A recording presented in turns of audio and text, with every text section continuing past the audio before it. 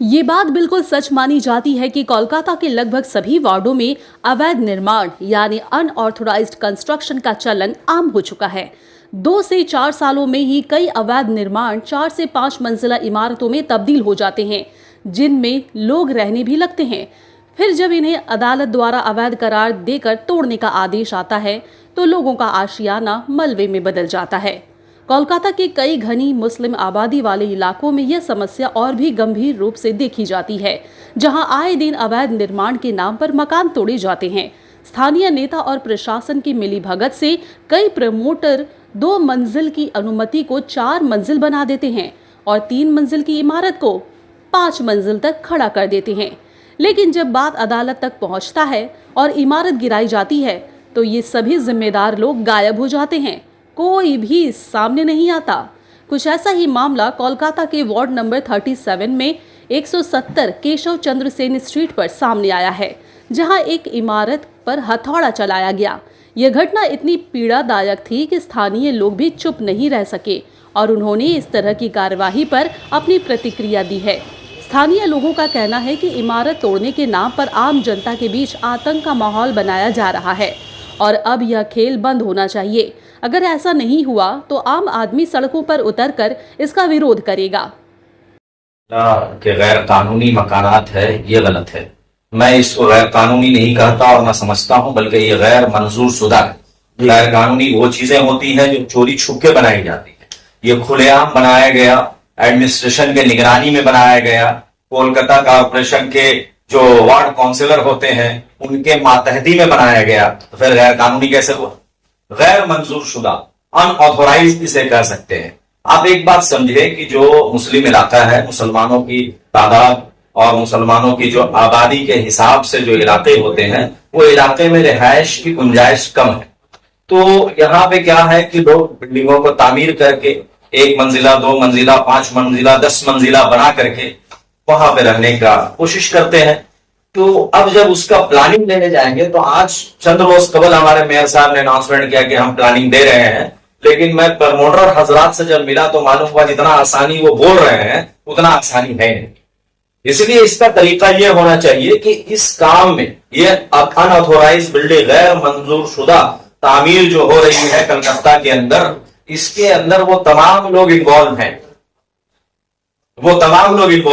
इसीलिए सरकार की ये जिम्मेदारी है। तमाम लोगों से एडमिनिस्ट्रेशन भी इसके जिम्मेदार है, क्योंकि एडमिनिस्ट्रेशन तक भी इसके लिए तोड़ने में भी पैसा, बनाने में भी पैसा। इसमें जिम्मेदार है हमारे काउंसिलर हजरात, जो एक एक बिल्डिंग के पीछे स्क्वायर फीट नाप करके पैसा लेते हैं। ये कोई ढकी छुपी बात नहीं है, मैं ओपन कर रहा हूं बात। इसका कोई जाहिर सी बात है, मेरे साहब को इसकी खबर होगी। जाहिर सी बात है, इस तरह का कोई प्रूफ होता है क्या? जब किसी बात का पैरवी करने के लिए जाते हैं और जब अंडर टेबल कोई बात होती है, उसकी कोई प्रूफ होती है। लेकिन ये रोज रोशन की तरह आया है, सब लोग जानते हैं। आप जाए, आप काम करवाएं, वो आपको पता चलेगा। पर टू द पॉइंट में आता हूं तो मैं गुजारिश करूंगा ऑनरेबल मेयर साहब से कि ये बंगाल के अंदर, कलकत्ते के अंदर ये जो अनऑथोराइज बिल्डिंगों को तोड़ने का जो सिलसिला है, ये कोर्ट के ऑर्डर से हो रहा है। हम कोर्ट के बातों पे कोई कंडम नहीं करते, कोर्ट को किसी तरह का जिम्मेदार नहीं ठहराते, लेकिन जो हमारी सरकार है, जो हमारे मेयर हैं, जो हमारे काउंसिलर हैं, उनसे मैं मुतालबा कर सकता हूं कि इन तमाम बिल्डिंगों को रेगुलाइज कराया जाए। ये तो हमारा हक है। अगर वो रेगुलाइज कर देंगे इन बिल्डिंगों को और उसके बाद हाई कोर्ट के अंदर जब पिटीशन दाखिल करेंगे हमारे टेनेंट हजरात, तो हाई कोर्ट के अंदर से हमें कुछ रिलीफ मिलने की उम्मीद है। ये लोग कहां जाएंगे? ये गरीब लोग हैं। जितने लोग भी घर लिए हैं, इनके घर में आप जाके देखें, पहले वो 10 बाई 10 के मकान में, जैसा कि अभी हमारे भाई साहब ने कहा, बड़े भाई है, 10 बाई 10 के मकान में 10 लोग रहते हैं, गुंजाइश नहीं है। अब बच्चे की शादी हुई है और दीगर जरूरत के लिए उन्हें घर को वसी करना है, कहां जाएंगे? गवर्नमेंट को ऐसा डेवलपमेंट का काम नहीं कर रही है जो गंजान आबादी वाले इलाके से उन्हें फ्रेश जगहों में ले जाया जाए। ऐसा कोई डेवलपमेंट का गरीब लोगों के लिए कोई प्रोजेक्ट नहीं है। तो ये गरीब लोग जेवर बेच करके, कर्ज लेकर के और छोटे जगहों को बेच करके एक एक फ्लैट खरीदते हैं। तो ये आज उनका फ्लैट, उनका आशियाना, उनका जो घर का एक सपना था, वो मिसमार हो रहा है। तो जाहिर सी बात है, किसी को भी दुख होगा। कई लोग ऐसे हैं जो बीमार होते हैं, बीमार को लेकर के बुजुर्ग होते हैं घर में, महिलाएं होती हैं जो हामला हैं, जैसा कि मुझे खबर आई, बच्चे हैं, जो स्टूडेंट हैं, तालीम हासिल कर रहे हैं, उनका क्या होगा? वो कहां जाएंगे? गवर्नमेंट का एक तरफ रूल तोड़ने का है, तो दूसरे तरफ हुकूमत को यह भी पावर है कि उसके बाजियाबी के लिए, उसको शिफ्ट करने के लिए जगह दे, ये भी कानून है। तो गवर्नमेंट ऐसा कुछ नहीं कर रही हमारे लिए। सवाल, एक मिनट मेरी बात मुकम्मल होने दीजिए। मेरा सीधा सवाल है एडमिनिस्ट्रेशन से, मेरा सीधा सवाल है वार्ड काउंसिलर से, मेरा सीधा सवाल है मेयर साहब से और नेवल मेयर साहब से और महतरमा ममता बनर्जी साहबा से, क्योंकि आप जो आज कुर्सी पे बैठी हैं वो हमारे वोटों से बैठी हैं। जब हमारा आशियाना बिगड़ रहा है, जब हमारा आशियाना उजड़ रहा है, तो हमारा दर्द छलकेगा। जाकर के उन महिलाओं को देखें जो तड़प रही हैं, रो रही हैं, जिनका बाथरूम तोड़ दिया गया है। इसलिए अब ये मामला मेरे ख्याल से हम लोग लेकर आगे तक जाएंगे। सारे हमारे मोहल्ले के, हमारे इलाके के बड़े बुजुर्ग यहां बैठे हुए हैं। हमें कानूनी कार्रवाई भी करनी पड़ेगी, हम वो करेंगे। हमें सड़कों पर उतरना पड़ेगा, हम वो भी उतरेंगे। जो भी हमें अधिकार दिया गया, भारत का संविधान और कानून जो अधिकार देता है, हम इंशाअल्लाह उसका इस्तेमाल करेंगे और उन गरीबों को, मजबूरों को इंसाफ दिलाने के लिए हम लड़ाई लड़ने के लिए अब तैयार हैं। उम्मीद करते हैं कि सरकार बहुत जल्द आपके माध्यम से, आपके जरिया ये बात पहुंचाना चाहते हैं ऑनरेबल मेयर साहब तक कि आप इसके बारे में संजीदगी से ले। आज हमारे बड़े बुजुर्ग इलाके के लोग मेयर साहब से मुलाकात करने के लिए भी गए थे, लेकिन किसी वजह से उनसे मुलाकात नहीं हो पाई। तो मैं कहूंगा कि इन्हें मुलाकात का वक्त दे और एक बैठकर इसका सोल्यूशन निकाले, हल निकाले, ताकि किसी का आसियाना ना उजड़ पाए। मेरा सवाल ये, सम्मान करते हैं, लेकिन साथ ही साथ हुकूमत से हम अपना मुतालबा भी रख सकते हैं जो हमारा हक है। तो जब तक हाई कोर्ट के ऑर्डर को हम लोग सम्मान कर रहे थे और आज भी सम्मान के निगाह से देखते हैं, लेकिन जो हुआ, आज का जो घटना हुआ, वो घटना सभी के दिलों को झिझोड़ दिया। इसलिए आज हम लोग यहां बैठे हैं। यहां पे जो लोग बैठे हुए हैं, ये मस्जिद से जुड़े हुए लोग हैं, ये सब लोग कोई समाज के कामों से जुड़े हुए हैं, कोई पेशेवर बिल्डर यहां नहीं बैठे हुए हैं, बल्कि हम लोग लोगों के दर्द को महसूस करते हुए ये आवाज उठा रहे हैं।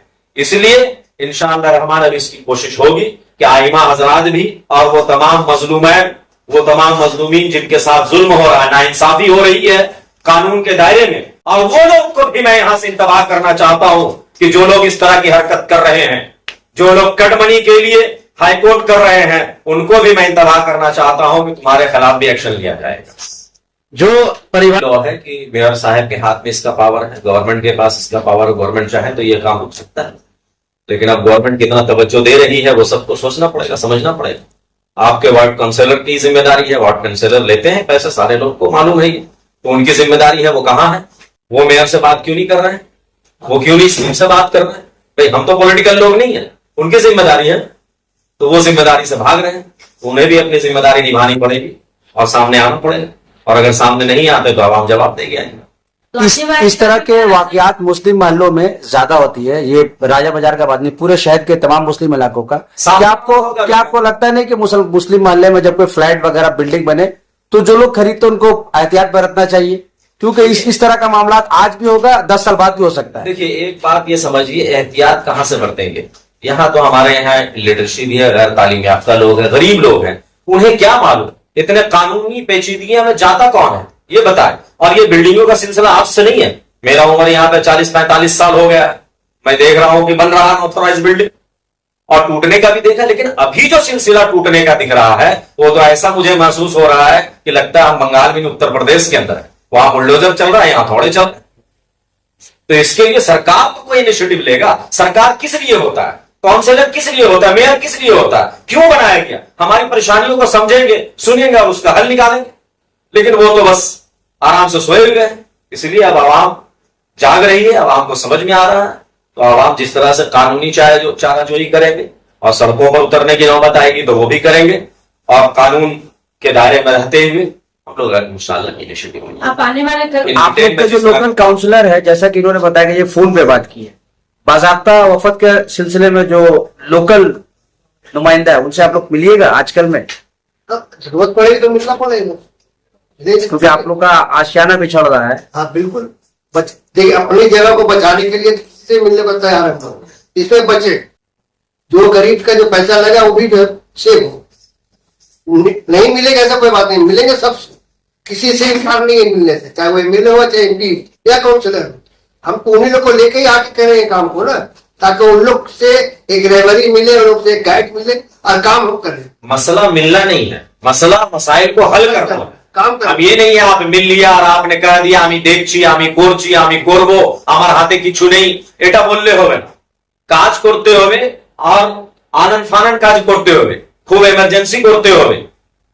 তো এই কথাটা বললে শুধু হবে না কি আমি দেখে নিচ্ছি, আপনার দেখলে হবে না, এতদিন ধরে দেখছেন আমরাও দেখছি। कोई भी साइड से आप बोलने दे कि भाई मेरा भी दिल है, हम भी इंसान है, मेरा भी इंसानियत। कहाँ इंसानियत? ये इंसानियत का बात नहीं हुआ, ये तो इंसानियत से हट के बात हुआ। आपसी कल बोला ऑफिसर कि आप स्वप्न देख रहे हैं, आप अपने लोग को बचा रहे, मेरे बारे में नहीं सोच रहे। तो ये बात पर जवाब दिया गया कि आपको भी देख रहे हैं, ऐसी बात नहीं है। अगर ऐसा होता तो हम लोग एक तरफा बात करते। हम लोग तो रिक्वेस्ट कर रहे हैं कि आप कुछ ऐसा करते जिससे सब कोई बचे। ये बिल्डिंग कितना साल हो गया बने हुए? ये बिल्डिंग 5 साल का ऐसा होगा बने। लोकल काउंसिलर से कितनी मदद मिल रही है? लोकल काउंसिलर से जो कल बात हुई, और कौन है लोकल काउंसिलर? याद चौधरी, ईश्वर चौधरी, अच्छा, 37 नंबर वार्ड का, इससे मेरी बात हुई और वो हम वादा भी किया कि हम आपको जो है बहुत कोऑपरेट करेंगे। आप लोग जा रहे हैं ना, वो आ रहे हैं आपके? ये जाना हम लोग नहीं हुआ, हम लोग खुद से ही उनसे बात किए थे, लेकिन वो आए, झूठ क्यों बोलेंगे, वो आए, आके बैठे, मशवरा भी किए, बहुत सारा बात हुआ।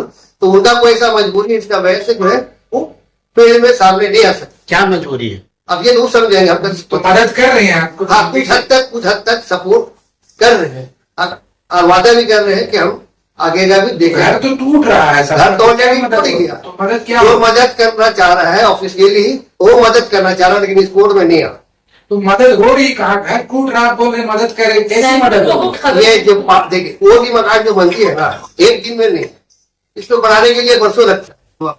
अब ये जो बन रही थी जिस वक्त, उस वक्त में इलाका का काउंसिलर बोलिए या एमएलए बोलिए या एमपी बोलिए या जो भी है, या डिपार्टमेंट बोलिए, पुलिस डिपार्टमेंट बोलिए, सबको सब चीज का पता है, कोई चीज किसी छुपा हुआ नहीं है। कोई घर का अंदर कोई बच्चा खेल नहीं रहा है, छोटा मोटा घर बनाना फिर तोड़ देना।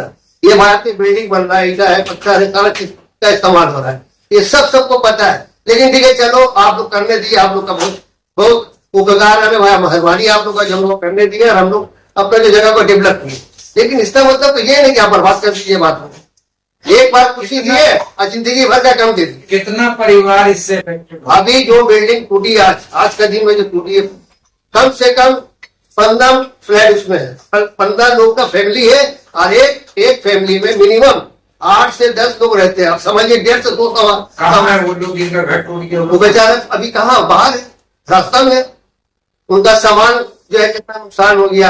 अरे तोड़ने का भी एक हद होता है। आप जो हम लोग भी बचपन से देख रहे हैं, और बूढ़ा हो गया है, 68 साल उम्र हो गया है, जब भी टूटा है, छत टूटा है, थोड़ा तोड़ के होल्ड करके छेड़ेंगे, ताकि बाद में मौका देता है कि आप करके फिर रहेगा रेगुलाइज कर दीजिए। लेकिन आज के दिन में जो तोड़ा जा रहा है, बाथरूम का वाल तोड़ दिया जा रहा है ताकि बाथरूम कोई जा नहीं सके। आप जो है फ्लोर तोड़ दे रहे हैं ताकि ऊपर का पानी जो गिरे बरसात का वो घर के अंदर चले आए। इतना जुल्म आखिर क्यों कर रहे हैं आप? लोकल एमएलए उनके पास गए? लोकल एमएलए से राब्ता नहीं हुआ। भी लोकल एमएलए विवेक गुप्ता, उनको पता नहीं है ये सब चीज? पता है कि नहीं ये तो इल्म में नहीं है, लेकिन मालूम तो होना चाहिए। कोई भी किसी का भी इलाका में अगर कुछ होगा तो पहले मालूम करेगा कि स्कूल बिल्डिंग टूटा क्या है नहीं। लेकिन वो भी कोई तरह से कोई कॉपरेट नहीं है, कोई भी कभी नहीं आया है। गलती का बात तोड़ दे रहा है, कोई मार्केट को कोई बहादी वाला बात नहीं है।